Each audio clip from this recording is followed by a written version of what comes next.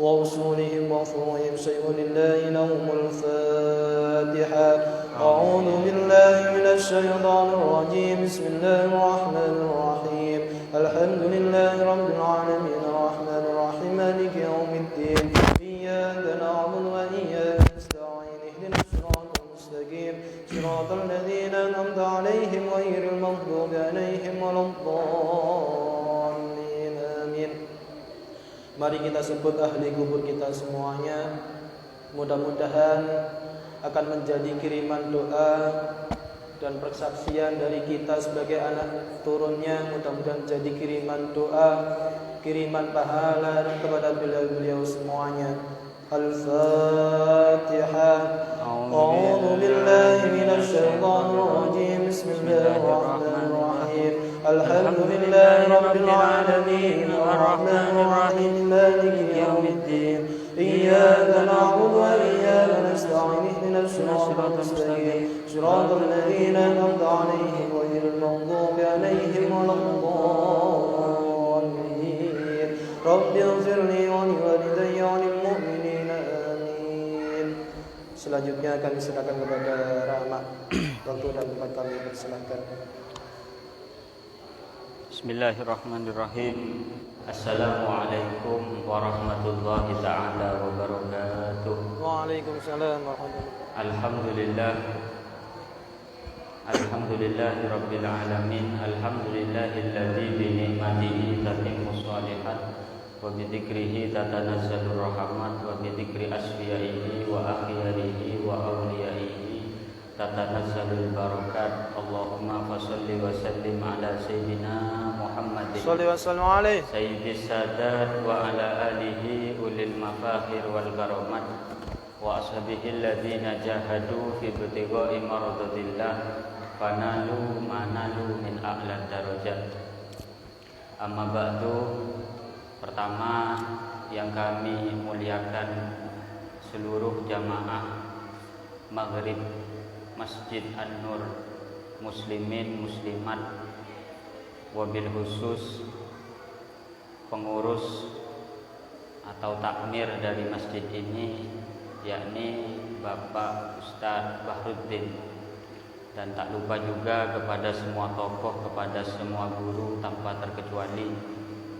Alhamdulillah, pada kesempatan kali ini kami bisa berkumpul, bisa bertatap muka di masjid yang mulia ini. Semoga perkumpulan kita membawa maslahah dan manfaat kepada kita semua, dan semoga ilmu yang disampaikan menjadi ilmu yang manfaat barokah. Amin, amin. Khususnya kepada saya pribadi. Amin Allahumma amin. Amin. Para hadirin muslimin muslimat yang kami muliakan, pada kesempatan malam hari ini kami diberi amanah untuk menyampaikan ilmu, dan kami memilih tema tentang aurat karena kami lihat baik laki-laki atau perempuan ini banyak kesalahpahaman untuk menutupi aurat ketika sholat ataupun di luar sholat. Maka dari itu langsung saja kami akan mulai pengajian pada malam hari ini, bahwa pertama, definisi dari aurat itu sendiri adalah sesuatu atau anggota tubuh yang wajib untuk ditutupi dan tidak boleh untuk dilihat. Jadi aurat itu adalah sesuatu yang wajib untuk ditutupi dan tidak boleh dilihat. Maka dari ini jelas Allah Subhanahu wa taala berfirman di dalam Al-Qur'an, A'udzu billahi minasyaitonir rajim, Qul lil mu'minina yaghuddu min absarihim wa yahfadhu furujahum dzalika azka lahum innallaha bima khabirun bima yasnaun wa kullil mu'minati yaududna min absarihinna wa yahfadna furujahunna. Ini dalil di dalam Al-Quran yang mana Allah Subhanahu wa ta'ala melarang kita sebagai orang Islam untuk melihat aurat orang lain, begitu juga orang lain haram dilarang melihat aurat kita.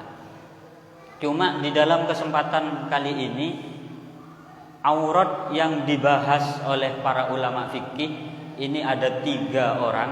Yang pertama auratnya orang laki-laki, yang kedua auratnya seorang wanita, yang ketiga auratnya budak. Kalau sekarang budak mungkin nggak ada, karena dilarang oleh PBB, semua negara dilarang untuk menerapkan hukum perbudakan. Pertama, kita wajib menutupi aurat. Di dalam masalah ini ulama menyarankan sesuatu. Sebelum saya membahas pembagian aurat barusan, aurat laki-laki, aurat perempuan, bahwa menutupi aurat itu adalah suatu yang wajib, dan syarat di dalam menutupi aurat itu harus berupa pakaian, sesuatu yang dipakai. Sehingga ketika ada seseorang telanjang, cuma dia itu berada di dalam kemah dan tidak bisa dilihat oleh seseorang karena sudah masuk ke dalam kemah yang sangat kecil atau lubang yang sangat pas dengan tubuhnya, tapi dia itu telanjang bulat dan sholat, maka sholatnya batal, tidak sah. Dikarenakan apa? Dikarenakan dia tidak menutupi auratnya. Kenapa? Karena menutupi aurat tidak memenuhi syarat. Karena syarat menutupi aurat harus dari sesuatu yang dipakai. Sedangkan kemah yang dibuat oleh kita, ketika kita masuk ke dalamnya, kita buka baju kita, kita telanjang di dalamnya, ini tidak dinamakan menutupi aurat. Karena bendanya bukan sesuatu yang dipakai. Ini yang pertama.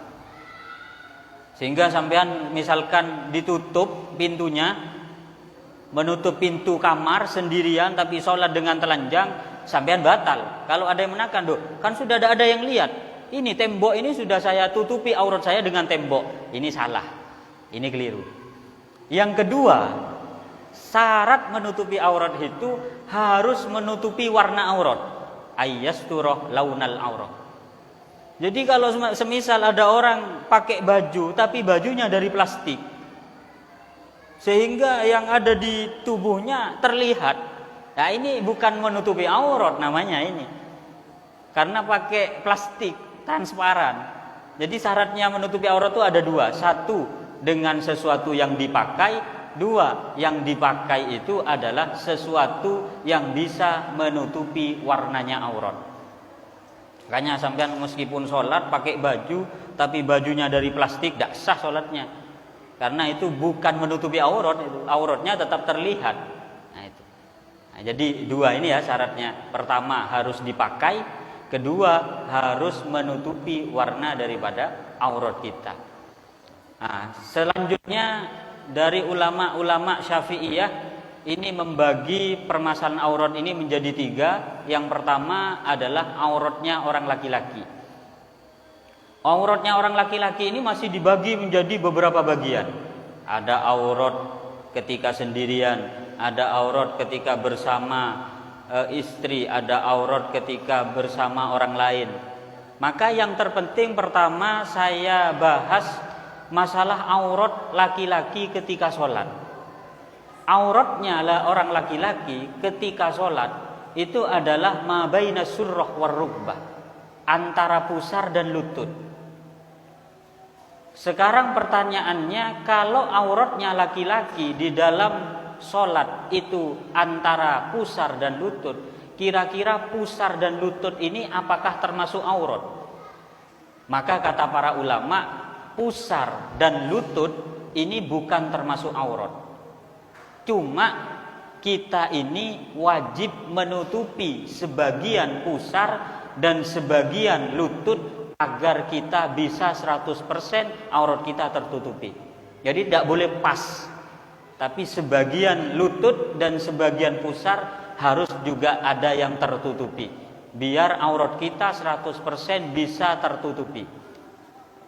Yang perlu diperhatikan, yang banyak lalai dari masyarakat, ketika sholat maka seharusnya pertama, ketika menggunakan aurat yang di dalam sholat ini, aurat laki-laki yang di dalam sholat ini aurat yang bisa membatalkan jika terlihat dari arah atas dan arah samping. Maka saya ulang sekali lagi, auratnya orang laki-laki ketika sholat antara pusar dan lutut. Cuma pusar dan lutut sebagiannya harus juga ikut tertutupi.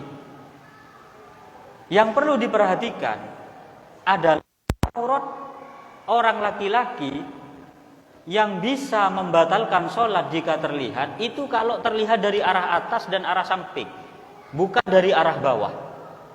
Semisal contoh, saya semuanya al-fakir sholat di tempat yang pakai bambu, sedangkan bambunya tidak rapat, jadi ada bolong-bolongan.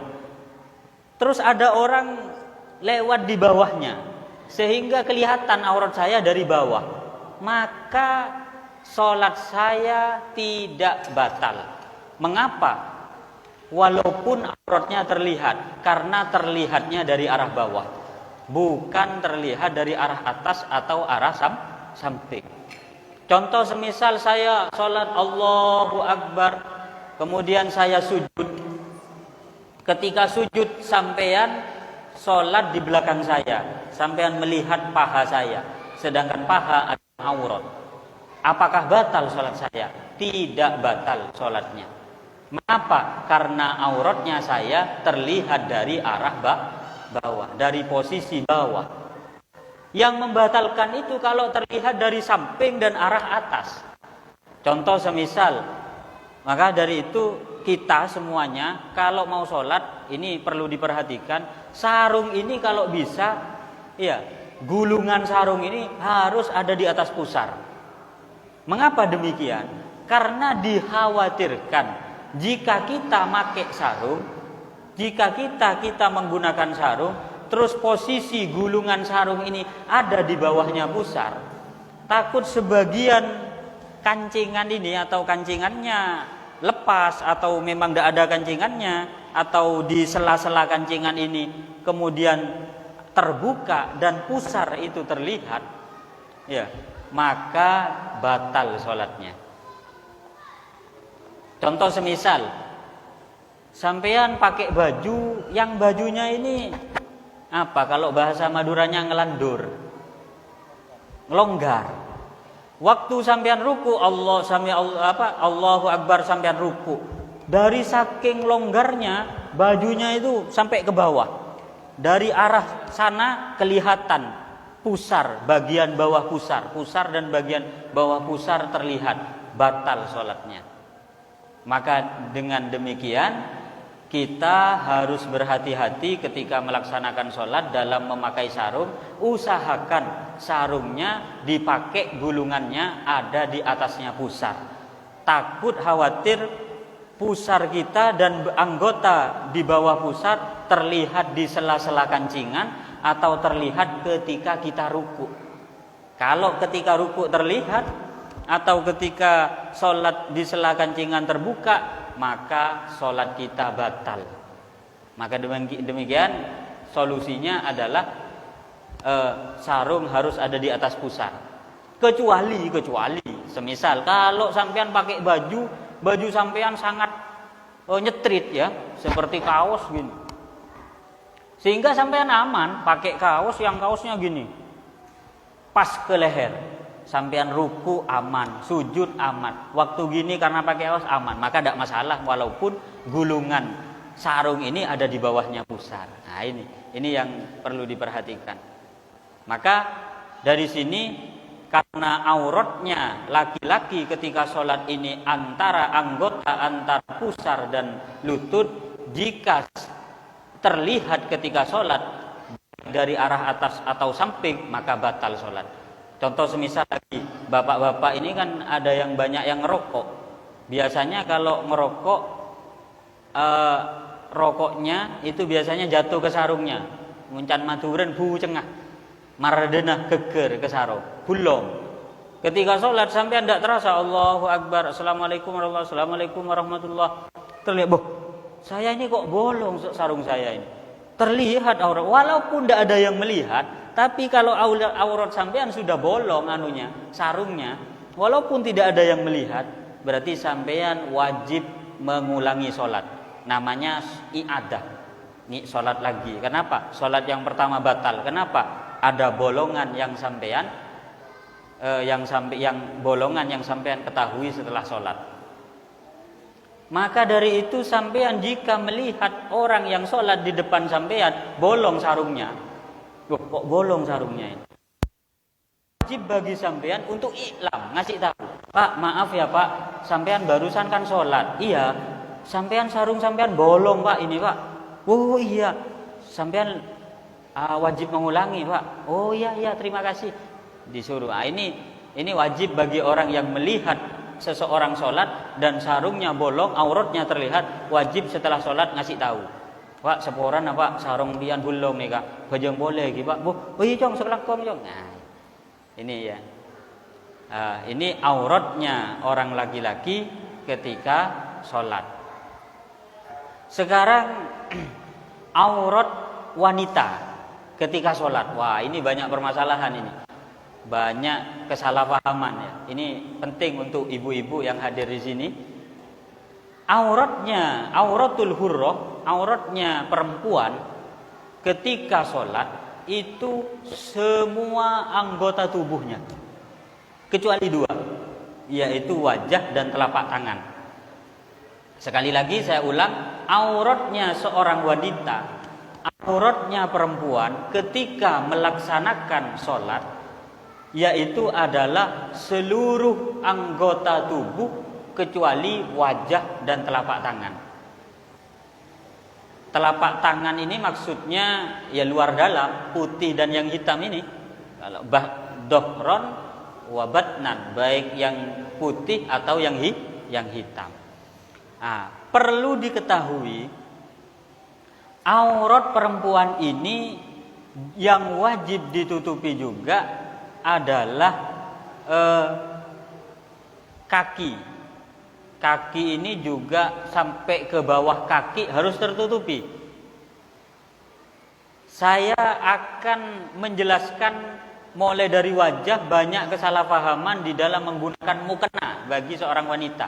Saya sudah baca hasil keputusan Bahsul Masail yang sudah ditandatangani oleh Kiai Ahmad Nawawi bin Abdul Jalil, pengasuh Sidogiri dan ketua Dewan Suriah NU Jawa Timur, bahwa yang banyak salah paham dari seorang wanita ketika menggunakan mukena di dalam sholat, terutama yaitu adalah tangan.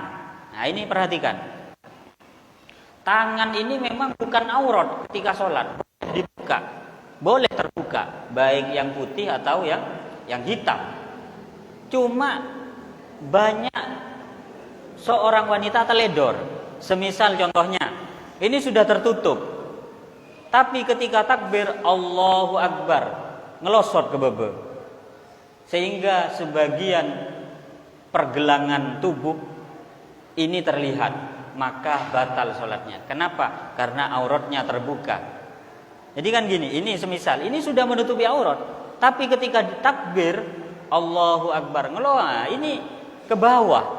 Kadang wanita tidak memperhatikan ini.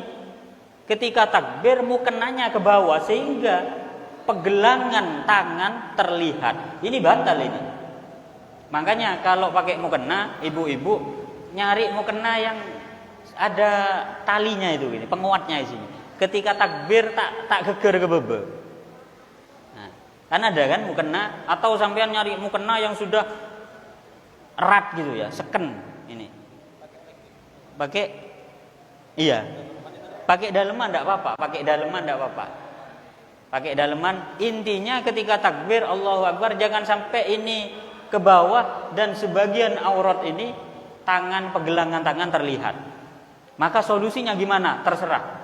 Yang saya ketahui ada mukena yang memang ada gantungan ke jari-jari, biar ketika takbir enggak ngelosot ke bebe.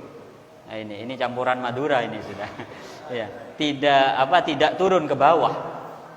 Ya. Atau pakai lengan dalam, atau pakai ada ada pakaian juga di dalam, tidak apa-apa. Atau di sininya, di ujung daripada mukena, ujung mukena ini erat, sehingga kita ketika takbir tidak turun ke bawah, maka juga tidak apa-apa. Yang bermasalah Allahu Akbar ininya ke bawah, sehingga sebagian aurat terlihat, maka batal sholatnya. Yang kedua, wajah. Nah ini, kalau bisa ibu-ibu ini ketika menggunakan mukena, ya, dagu ini kalau bisa mukenanya sampai dagu, jangan taruh di leher. Kalau taruh di leher batal sholatnya. Ini menurut madhab yang kita ikuti, madhab Imam Syafi'i. Jadi kalau pakai mukena, usahakan mukenanya ini sampai ke dagu sini. Jangan ditaruh di pas leher. Kadang orang-orang di masyarakat, orang-orang awam itu yang nggak tahu, itu mukenanya taruh di sini. Jadi di sela-sela antara leher dan dagu ini masih terbuka, batal sholatnya. Batal sholatnya, karena wajah yang wajib ditutupi adalah mulai dari tumbuhnya rambut sampai dagu. Sehingga kalau ditaruh di leher, pas di ujung leher, maka anggota sedikit yang ada di antara ujung leher dan dagu terbuka, batal sholatnya. Paham nggih?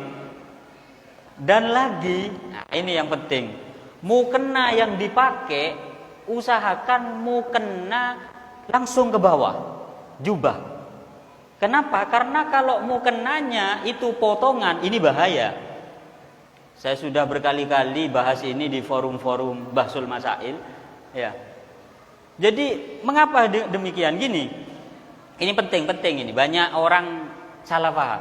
Semisal saya semuanya perempuan, ini leher saya tidak saya tutupi, saya pakai mukena saya potongan, ada apa? 1, kemudian 2. Ketika takbir Allahu Akbar, tangan kita ini kan mengangkat. Ketika kita mengangkat tangan, 1, jika kita sudah pakai baju dalam, kemudian kita tutupi lagi pakai mukena, ketika kita angkat, leher ini kan kelihatan dari arah bawah, batal sholatnya. Karena yang diperbolehkan untuk terlihat aurat dari wanita yang dianggap boleh dari bawah, maksudnya dari kaki. Dari kaki. Kalau dari anggota selain kaki seperti mukena yang dipakai, mukena potongan, ketika takbir Allah, otomatis kan mukenanya maju ke depan, terlihat dari arah ini, lehernya terlihat, batal sholatnya. Nggih kan? Jadi semisal saya tidak pakai mukena ini. Jadi intinya ibu-ibu hati-hati kalau pakai mukena. Kalau mukenanya potongan dan sampean tidak pakai baju dalam, tidak pakai baju yang menutupi leher. Karena kalau sampean hanya pakai kaos lengan pendek, ini bahaya, batal sholatnya. Karena 1, ketika takbir Allah, baik sami Allahu liman, nah ini kan mengangkat. Jadi mukena yang bagian atas ini kan terangkat. Ketika terangkat, sampean pakai kaos lengan pendek, tangannya terlihat. Karena tangannya terbuka, karena kaosnya pendek. Kedua, lehernya terlihat. Ketika gini, maka batal sholatnya. Kecuali sampean pakai lengan panjang atau pakaian yang sampai leher, maka ketika diangkat tidak batal sholatnya. Nah ini penting ini seperti ini saya yakin banyak yang salah paham di tengah-tengah masyarakat. Jadi kemudian lagi,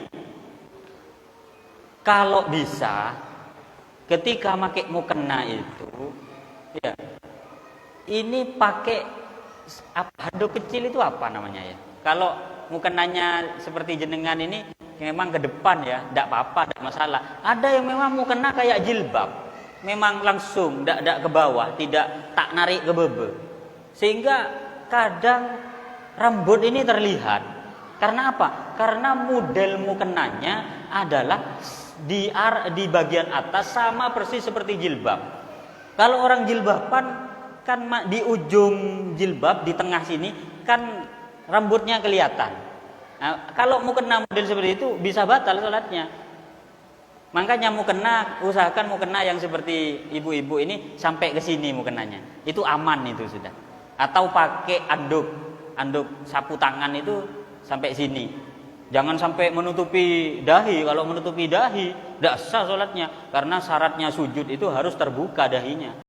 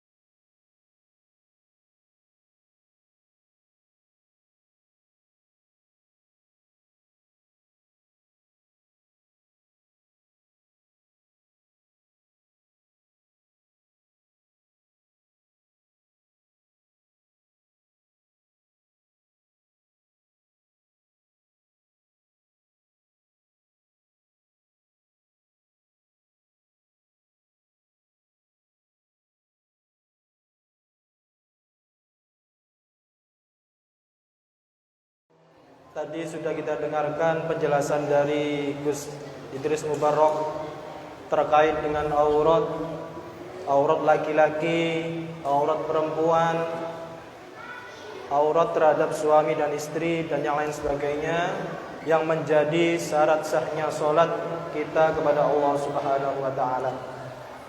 Monggo pada malam hari ini kita lanjutkan dengan sesi tanya jawab. Barangkali bapak-bapak, ibu-ibu ada pertanyaan yang mau disampaikan, baik terkait dengan topik pembahasan tentang aurat ataupun tentang topik lain yang sekiranya menjadi pertanyaan, monggo bisa disampaikan. Insyaallah nanti Gus Idris Mubarok akan memberikan penjelasan kepada kita semuanya. Monggo saya buka 3 pertanyaan. Untuk yang pertama dari bapak-bapak, monggo kami persilahkan.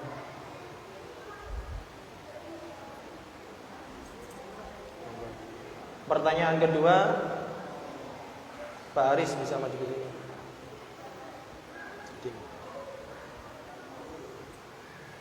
Bisa menyebutkan nama, sama dari mana, sama pertanyaannya. Waalaikumsalam. Besok, oke. Yang saya pertanyakan ada 2 pertanyaan. Nggih. Yang pertama, kalau umpama ada seorang wanita yang pakai cadar, biasanya di masjid dan di sini disediakan sholat jamaah. Itu gimana? Dia pakai cadar, kalau dia dibuka, kan aurat. Kedua, kalau kita ada di sini,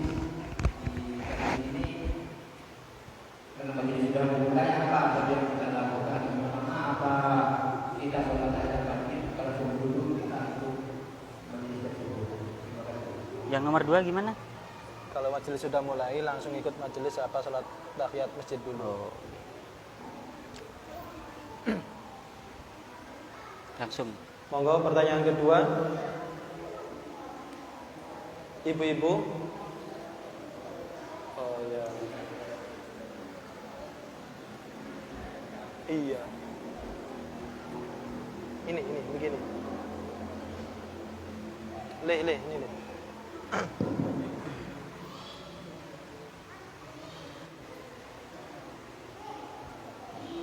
Pertanyaan ketiga, monggo siap-siap.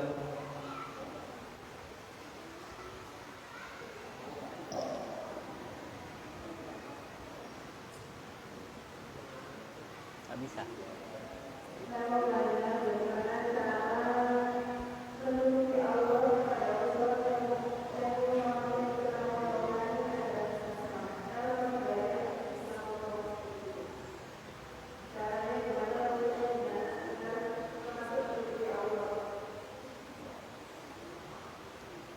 Bagaimana kiat-kiat atau caranya agar sholat tetap sah meskipun pakai ruku yang potongan. Jadi istilahnya ini kiat-kiat bisa diterima, Gus. Kalau ngikuti hukum yang ketat sekali, ya kita memang harus sempurna. Cuma barangkali ada kiat yang sekiranya bisa kita ambil sebagai jamaah di sini, yang sekiranya bisa menjadi solusi bagi jamaah.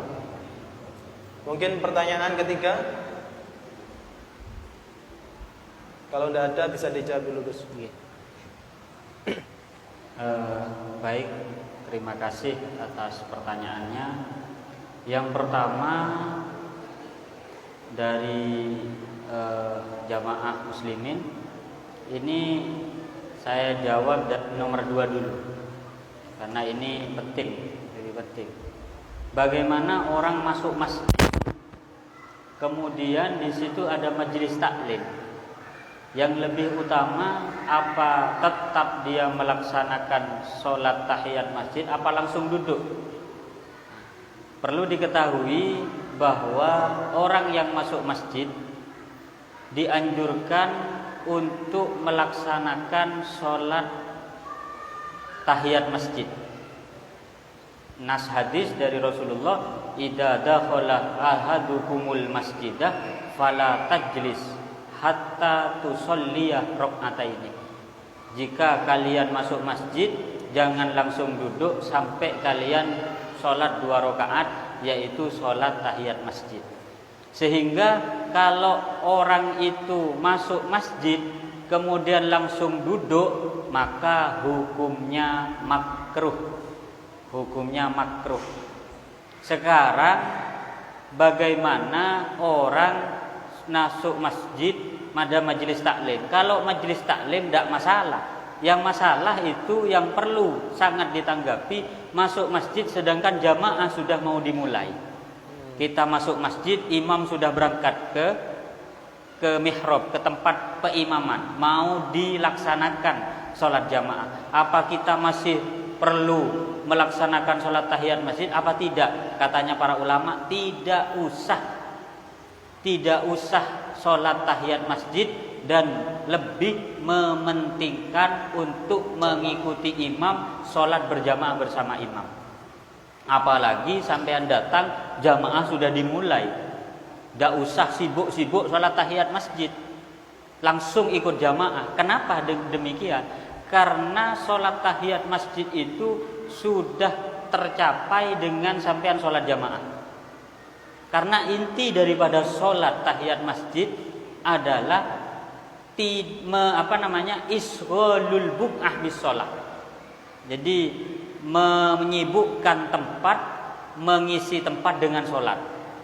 Sehingga ketika sudah jamaah dilaksanakan sampean sholat, dengan sendirinya gugur sholat tahiyat masjid. Sebagian ulama sudah mengatakan dengan sholat jamaah hasil pahala sholat tahiyat masjid juga. Nah itu, jadi tidak usah sibuk-sibuk melaksanakan tahiyat masjid, langsung ikut jamaah. Kemudian kalau majelis taklim maka gimana? Majelis taklim beda hukumnya dengan sholat berjamaah. Maka ya tetap dianjurkan untuk melaksanakan sholat tahiyat masjid. Kenapa? Ya karena majelis taklim kan kalau sholat jamaah, jamaah itu kan tertentu, ada hanya 4 rakaat, 2 rakaat, 3 rakaat. Kalau tidak nututi kan eman, tidak nututi dari awal. Karena sholat jamaah itu sampean menututi takbiratul ihram sama imam, itu ada fadilah tersendiri. Allahu akbar, setelah selesai akbarnya imam sampean langsung takbir, itu ada fadilah tersendiri daripada sampean waladhdallin amin sampean takbir. Nah itu, jadi untuk menututi fadilah-fadilah yang sangat banyak ketika sholat berjamaah, orang yang masuk masjid langsung ikut jamaah, tidak usah tahiyat masjid. Kecuali kalau majelis taklim. Kalau majelis taklim lebih baik sholat jamaah dulu, untuk menghilangkan kemakruhan kita duduk langsung ikut majelis taklim. Nah, ya, jadi lebih baik tahiyat masjid kalau majelis taklim. Kalau sudah jamaah, sudah iqamah Allahu akbar atau imam sudah mengimami, ya langsung ikut jamaah. Langsung ikut jamaah, tidak usah sibuk melaksanakan tahiyat masjid. Yang kedua, bagaimana kalau ada orang wanita menurut pendapat yang mengatakan bahwa bercadar adalah wajib, bagaimana dengan sholatnya? Kan itu aurat. Kan tadi sudah dijelaskan, auratnya perempuan di dalam sholat ini menurut pendapat yang juga mengatakan bercadar itu wajib, itu bukan aurat. Jadi auratnya perempuan yang wajib bercadar menurut pendapat yang muktamad di dalam mazhab Syafi'i itu kalau di depan laki-laki, di depan orang-orang banyak, maka menurut pendapat yang muktamad dalam mazhab Syafi'i wajib menutupi auratnya, wajib menutupi wajahnya, berarti harus bercadar. Tapi kalau ketika sholat beda sudah auratnya, punya hukum tersendiri, yaitu seluruh anggota tubuh selain wajah dan telapak tangan. Jadi punya tempat sendiri-sendiri di hadapan orang laki-laki lain. Menurut pendapat ini, pendapat muktamad imam kita wajib bercadar, tapi di dalam sholat justru wajah bukan aurat, bukan aurat ya. Jadi tidak apa-apa. Justru kalau ditutupi nanti yang bermasalah, karena dahinya juga tertutupi. Sedangkan sujud harus sebagian dahi harus menyentuh tempat sujud. Nah, seperti itu ya.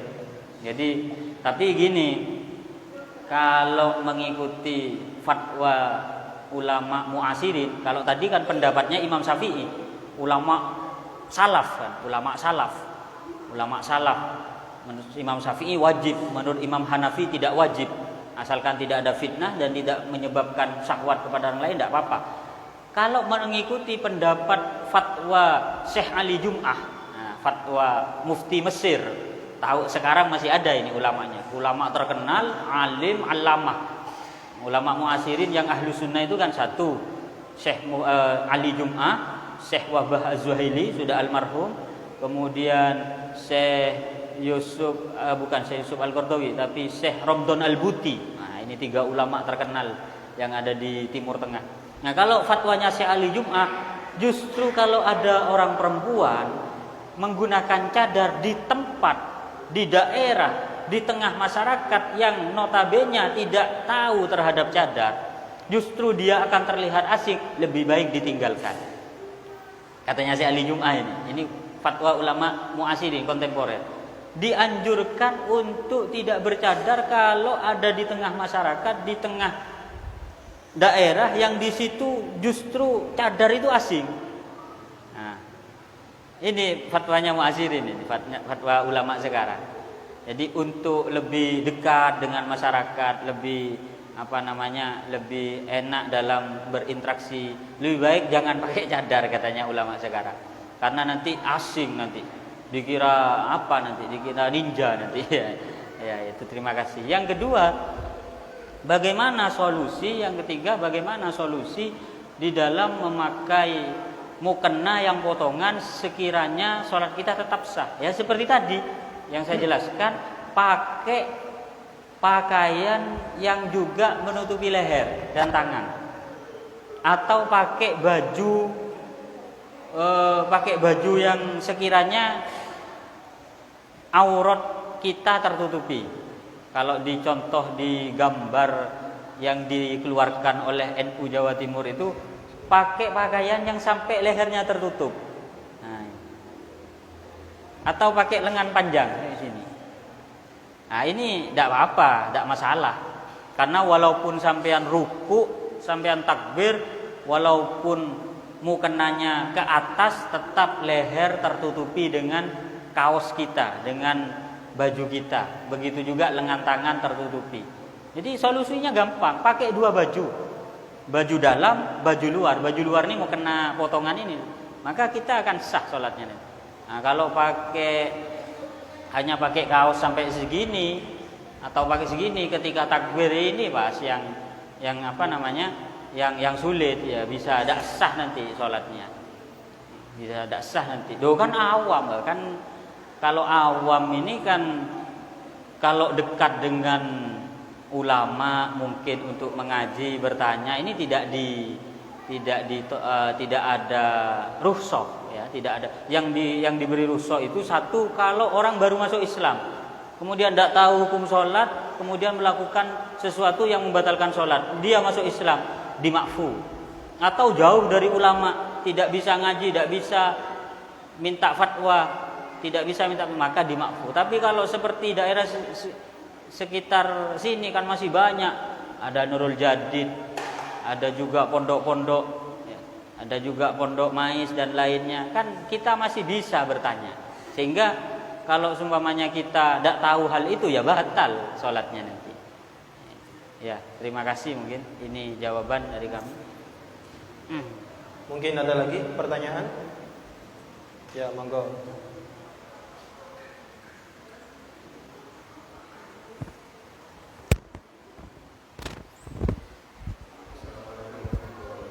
Waalaikumsalam.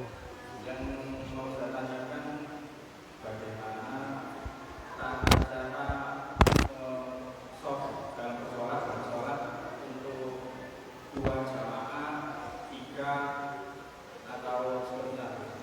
Terus yang kedua, selama ini yang saya jumpai kalau orang mau ikut imam yang awalnya makmum sedang dicolek ya. Nah, itu ada hadisnya atau memang hasil masyarakat? Iya, terima kasih. Ini sangat penting ya untuk dijelaskan.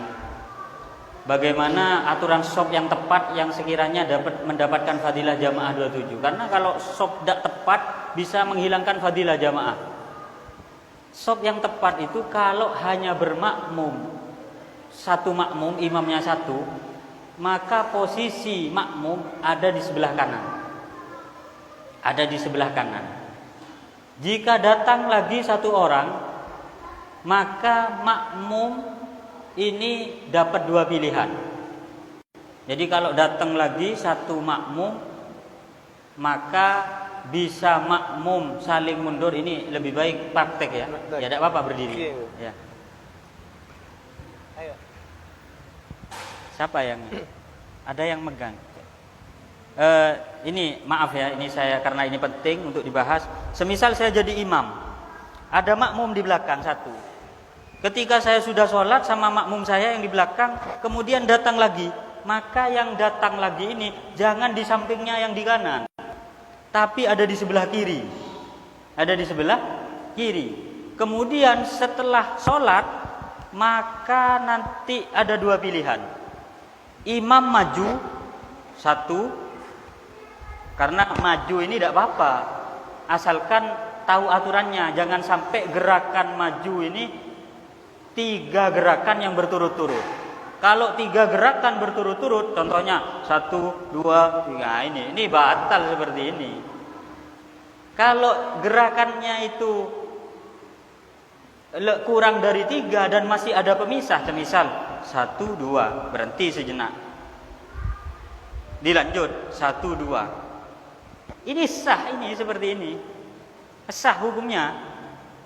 Nah, maka ketika datang makmum ada dua pilihan. Satu, imamnya maju 1, 2, 1, 2. Nah, baru makmum, yang makmum sebelah sini gabung gini.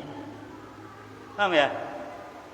Ini ada video resmi dari pondok saya, pondok Sidogiri. Itu sudah 2000, tahun 2000-an, yaitu tahun 2000-an yang terbit, sampai sekarang mungkin masih ada di YouTube. Nah, memang di kitab seperti itu aturannya. Ada imam yang maju, setelah imam maju, ini kan renggang masih. Kan renggang masih. Ada. Jadi ke pinggir, yang sini ke pinggir juga. Nah, itu pilihan pertama. Pilihan yang kedua, saya jadi imam, makmum kanan, datang makmum lagi, maka mundur. Imam yang sini mundur, makmum mundur, makmumnya yang kanan mundur 2 langkah, di sini mundur juga 2 langkah, menyatu. Nah, gitu. Itu kalau makmumnya 2 orang atau lebih.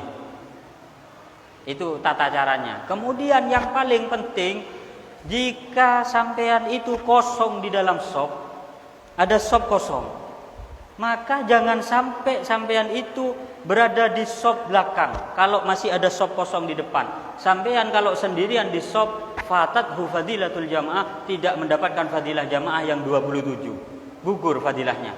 Berarti sampean pahalanya 1 walaupun jamaah. Jadi gimana? Isi shopnya. Shop ini yang kosong isi. Kalau semisal sampean sudah shopnya semuanya dari utara sampai ke selatan sudah full, sampean sendirian, gimana caranya?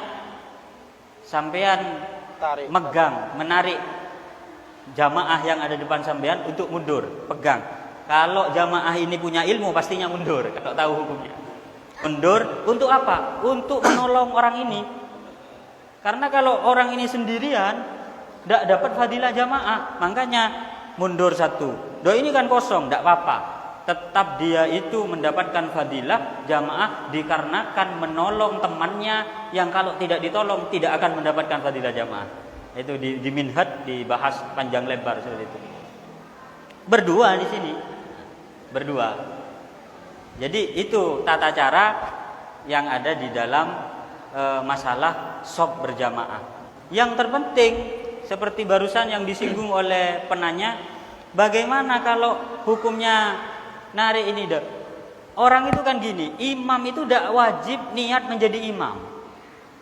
Yang wajib bermakmum, niat berjamaah itu makmum.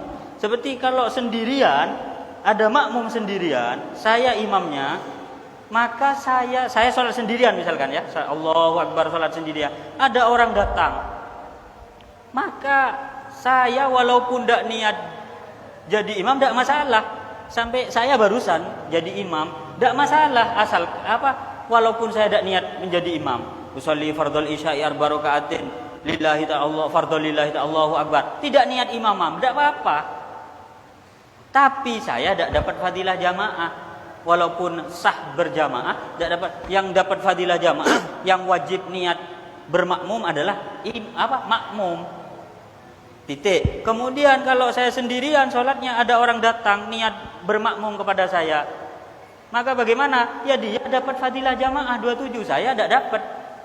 Agar saya dapat, maka orang tersebut yang datang dianjurkan untuk menyentuh saya, agar saya tahu kalau ada orang yang mau bermakmum sama saya, sehingga saya niat menjadi imam, maka saya mendapat 27. Nah, seperti itu. Jadi, tapi syaratnya harus tidak taswis. Kalau ada taswis mengganggu kepada yang diikuti, contohnya sampean bukan nyentuh tapi menjegek, ngecit orang, itu taswis, ganggu nanti. Tidak boleh seperti itu. Ya, jadi itu. Jadi kalau sendirian dalam shop narik orang, maka orang yang ditarik tetap dapat fadilah jamaah karena menolong. Kalau ada orang sholat sendirian dipegang, itu hukumnya sunnah, tidak wajib. Kenapa kok sunnah? Ya agar tahu kalau ada makmum yang mau berjamaah, sampai biar imamnya yang sendirian ini, biar yang diikuti, biar niat imamah menjadi imam. Kalau sudah niat imam kan enak, dapat 27 juga gitu.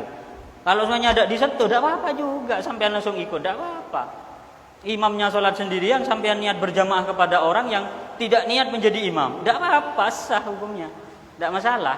Nah itu, ya. Kalau gak ada pertanyaan, ganti saya yang bertanya, Gus. Okay. Terkait kesucian, Gus. Okay. Ada pendapat yang menyatakan kalau kita ke kamar mandi harus pakai sandal. Okay. Bagaimana hukumnya? Ada yang menyatakan kamar mandi itu tidak apa-apa nggak pakai sandal, itu satu. Yang kedua, bagaimana hukumnya sandal kita dari rumah ke masjid ini? Apakah dihukumi suci atau masjid sandal dari rumah ya. Nah, ke masjid? Ini kita langsung cuci kaki apa bisa langsung naik atau ya? Okay. Jadi gini, di dalam kitab ulama Syafi'iyah, terutama yang saya ingat di kitab Bughyatul Mustarsyidin, ada kaidah seperti ini. Kullu syai'in lam tutayaqqan najasatuha, kullu syai'in lam tutayaqqan najasatuhu lakin ghalabat fihi najasah. Ini ulama hilaf. Sesuatu yang tidak diyakini najis tapi diduga kuat, bukan diduga kuat, setiap sesuatu yang tidak diyakini najis lakin ghalabat fi najasah, tapi di situ sudah biasa najis. Contohnya di jeding. Ini contohnya di jeding. Di jeding itu adalah sesuatu yang tidak diyakini najis tapi sudah biasa najis loh. Biasa najis tuh, karena kencing kemudian disiram, kan sudah biasa ghalabat fihi najasa. Nah, maka di sini ulama berbeda pendapat.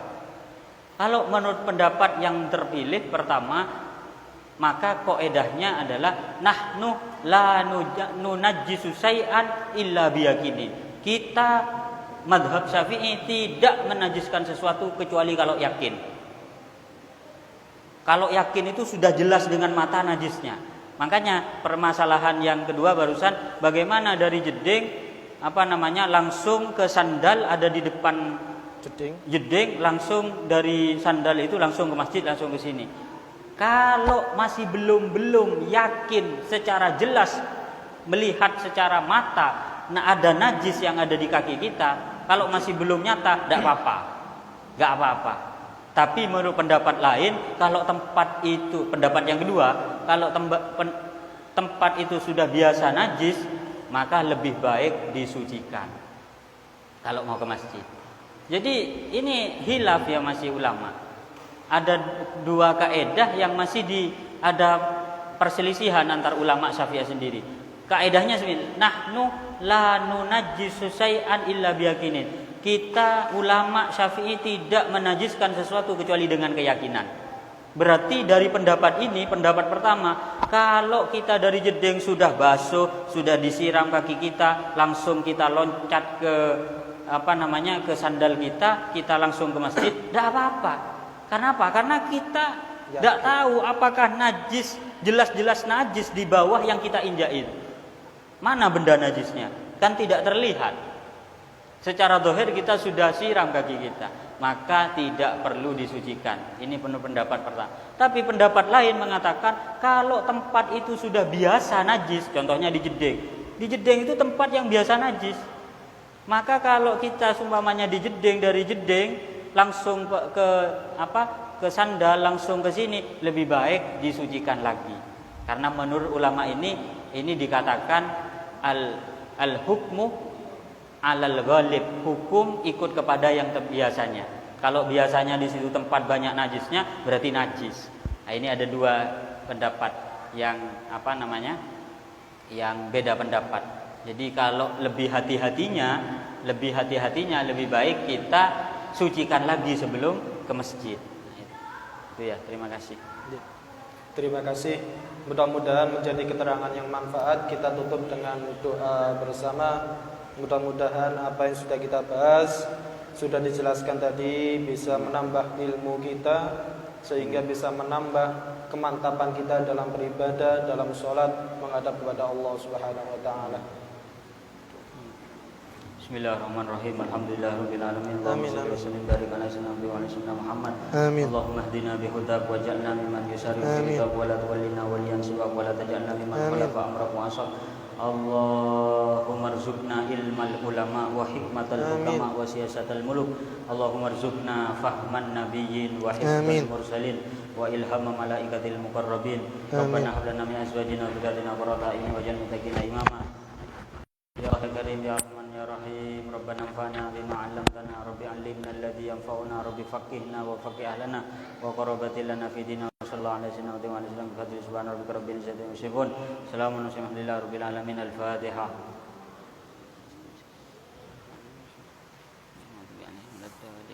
Taruh di mobil. Syafi'i pulang. Oh iya wis.